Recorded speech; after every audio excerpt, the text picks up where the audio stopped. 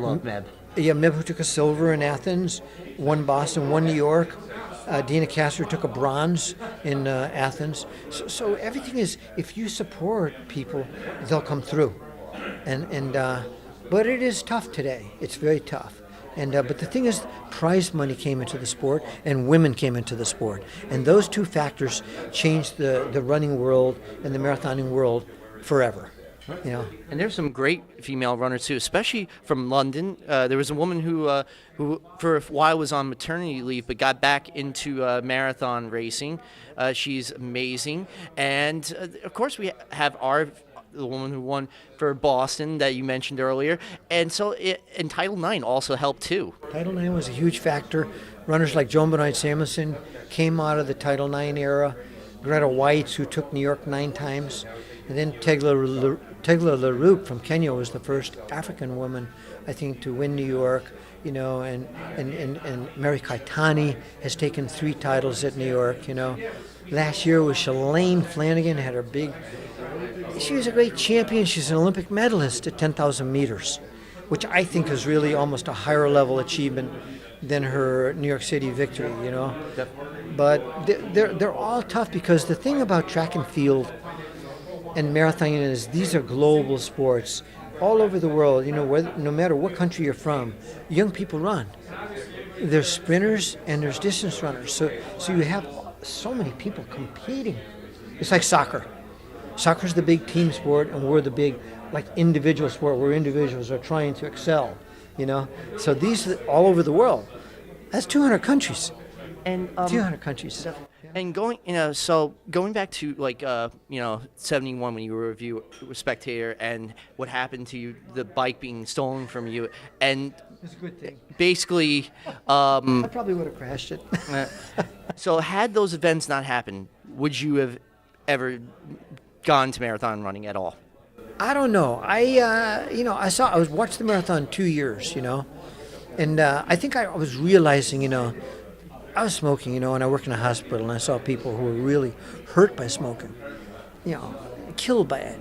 And I said, no, this is a dead-end street. It's a dead-end street, you know, and so it really was a blessing. It was a blessing. I joined the Boston YMCA, the oldest Y in the country. I started running on their little indoor track, and all these older people were up there, and they were ahead of me. And I said, holy cow, you know, but I started to feel better, you know, and because you always feel better. You always feel better, you know, and it's just nature. We are meant to move, and that was it. That was my 5th marathon, my 3rd Boston. I was in good shape because I ran the World Cross Country Championships in Morocco. I took a bronze for the U.S., you know, and the best in the world running cross country. So that was my breakthrough race. So I went to Boston and said, I'm ready. I think I can race with anybody. With anybody. I think I can. And if you think you can race, then that's a big edge. So and we had a tailwind, and I knew the course by then. So I was able to win. Still freaked me out, you know, but it was a thrill, and my teammate Amby was there, my coach Billy Squires, who to this day is still one of probably America's greatest ever marathon coach. He coached young Alberto Salazar when he was a kid, and he was in Greater Boston. Dick Beardsley, Greg Meyer, who won Boston. Beardsley won London. So the coaches really play a huge role. So we were trying to be professional runners. At first, there was no money. So you had to, you know, I worked, and my brother and I, first I was a teacher. You know, I was a teacher for 3 or 4 years, and then my brother and I opened a running store, you know, because you were kind of trying to be an athlete, just like all the American Olympians. But we were competing against runners from around the world, like maybe China and Russia, who were kind of state supported. So we said, we have to change it. We have to have prize money, and it should be pretty decent. Because we're good athletes. We're pretty good athletes. And it can't be just TV sponsors and so on who are making the big money. We have to make something. And that, in 1981, 30 or so Americans, New Zealanders, and other athletes put together on the first prize money race in about 80 years. That was out in Oregon. That was the Cascade Runoff. And an American guy won it, Greg Meyer, who took Boston later. and they won $10,000. Some money. Which Some is, money. and you mentioned that your first years were difficult because you were just getting back into marathon running, but 1975 was sort of the breakthrough year for you. Huge in that day and age. And now, marathon running has now grown to over $1 million. Yeah, you can, the top prize money at Boston's $150,000. It's tough to win that, though. I mean, you got the best in the world there, or New York, Chicago are the big three in the U.S. You got Berlin, London, Tokyo are the other majors, but Beijing is tough. Fukuoka in Japan is tough. Oh, that's good. You brought up Fukuoka. Fukuoka in 1977. Not only did you win the Boston and New York City, but you won the Fukuoka, and you became the only person ever to win all three at the same time. How did that feel, especially doing that? I was following in the footsteps of Clarence DeMar and Johnny Kelly and the other runners, Shorter, and we're all following some of the runners who were there earlier. It's just like the group that's here tonight, the young runners who will be there tomorrow, the high schoolers there. They're following in the footsteps of a Tommy Hart or a Bill Welsh, or Bill Jankunas, high jumper from Staten Island, made the Olympic team. How do you know if you can do this or not? You don't know until you try.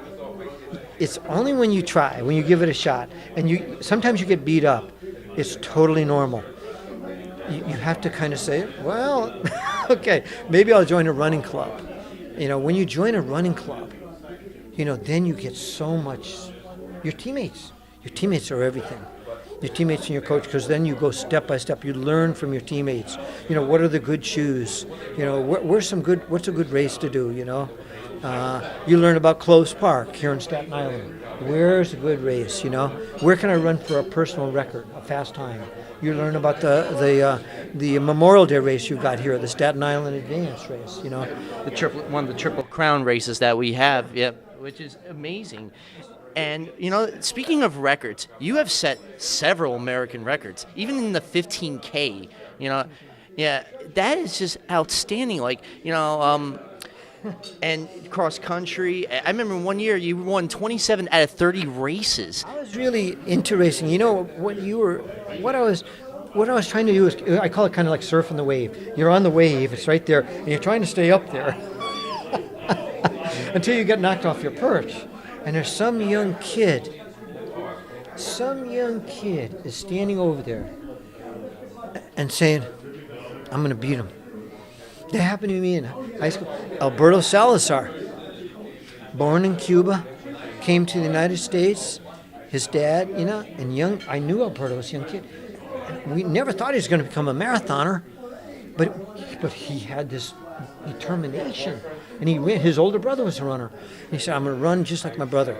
And he started to get better and better and better. Next thing you know, he's going out to Oregon with Coach Bill Dellinger, who took a bronze medal for the U.S. in the Olympic Games in Tokyo, where Bikila won the gold in the marathon. So it's all these connections. And Salazar is tough.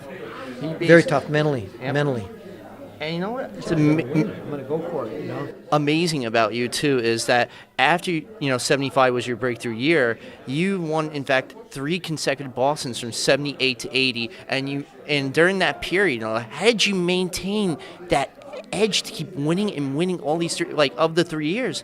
Really, which one was the toughest, would you say, to have won? The toughest race to win?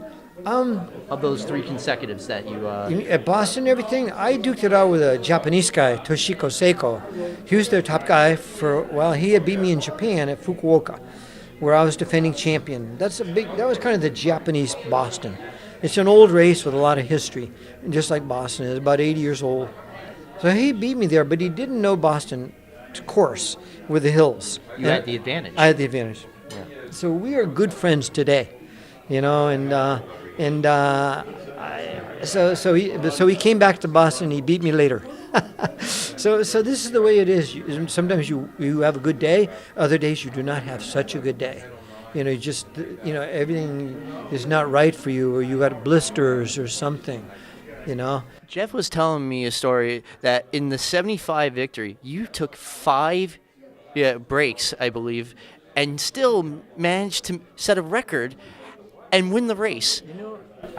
We all had a tailwind, so you could really move. about once every 10 years you get a tailwind at Boston, you can really move. And so I broke away, from a Canadian guy. He was my top competition. And I just had a sense, it was a perfect day to run. Just run, just race. It wasn't your watch, it was just racing. It was the old days, old style, And so I was lucky in a way, and it was very, very powerful for me. When I won that race, I then got invited to other marathons around the world. And, for a couple of years I was a teacher, but then my life started to change. I was just becoming a full-time runner. Today, the professionals, they're full-time. Yeah. Because to beat them, to compete with them, you have to be full-time. It's not like 40 years ago, 50 years ago.